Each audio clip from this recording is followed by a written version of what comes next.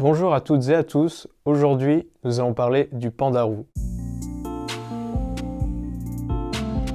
En décembre 2018, je suis donc parti avec l'association Red Panda Network au Népal afin d'aller voir et de comprendre les pandas roux. C'est une espèce en voie de disparition à cause de la trop grande déforestation et du braconnage. J'ai passé mes 2 premiers jours dans le pays, dans la capitale Katmandou, avec l'association et d'autres volontaires venus pour faire le voyage avec nous. Nous avons donc pu visiter les monuments, les temples et goûter aussi la nourriture locale.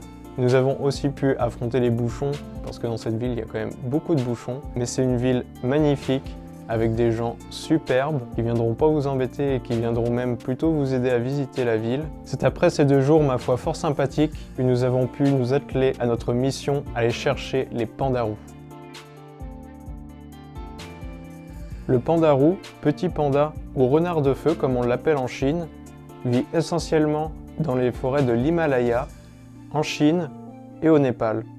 On le trouve aussi au Tibet, au nord de l'Inde, au Bhoutan et dans certaines des montagnes de Birmanie. Nous vivions chez les Sherpas de la région qui coopèrent avec l'association dans la protection de la forêt et des pandas.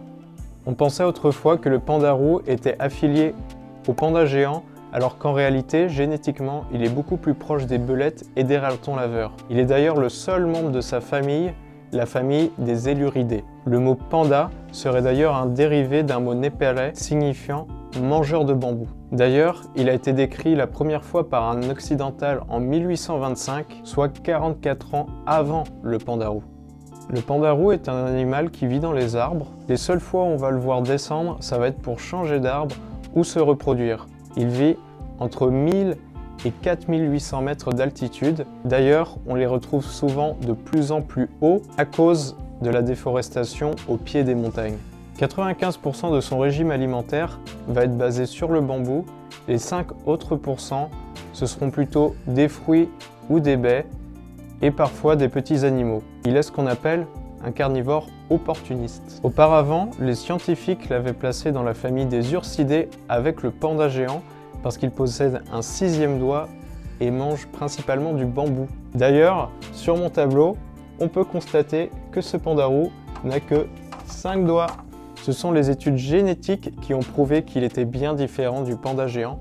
C'est pour ça qu'on lui a créé sa propre famille des Ailuridés. C'est un animal qui vit seul, mais jamais très loin de ses congénères, puisqu'ils vont partager leur latrine ensemble, ce qui va leur permettre d'échanger des informations, notamment quand une femelle est en chaleur. De janvier à mars à peu près, vont pouvoir avoir lieu les reproductions. C'est un animal qui vit plutôt seul, mais jamais très loin de ses congénères, puisqu'ils partagent leur latrine ensemble, ce qui leur permet aussi d'échanger des informations, notamment quand une femelle est en chaleur. Les femelles vont être en chaleur plutôt entre janvier et mars. C'est donc là que les reproductions vont avoir lieu. C'est après 135 jours de gestation, entre mai et juillet, que la femelle va pouvoir donner naissance à ses bébés. En général, elle va donner naissance à peu près 2 bébés, mais ça peut aller de 1 à 4. Les bébés mesurent alors 6 cm et pèseront un tout petit peu plus de 100 grammes. Ils resteront avec leur mère environ 1 an, le temps d'atteindre leur taille adulte, et c'est vers 18 à 20 mois qu'ils seront sexuellement matures. Ils mesurent entre 51 et 73 cm en moyenne et pèsent entre 3 et 6 kg. Sa queue fait presque la même taille que le reste de son corps, son dos et sa tête sont roux, son ventre et ses pattes sont noirs. C'est un très bon camouflage pour lui, puisqu'il vit dans les arbres où l'on trouve pas mal de mousse orange. Il nous a fallu 5 jours avant de trouver un panda roux. Son terrain est difficile d'accès puisqu'il s'agit de forêts en montagne et parfois on pensait en voir un dans un arbre, mais en fait il s'agissait seulement de mousse orange. Les 2 premiers jours, je marchais avec les autres volontaires sur les chemins, mais comme je me débrouillais plutôt pas mal, sans vouloir me la péter, et j'avais tellement envie de trouver un panda roux, et j'aimais tellement marcher hors des sentiers avec les gardes forestiers, qu'ils m'ont invité à venir avec eux.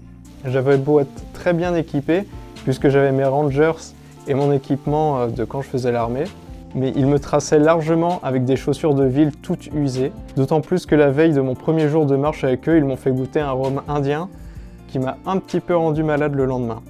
Donc pas facile de progresser et de trouver un panda roux dans un terrain montagneux comme celui-ci.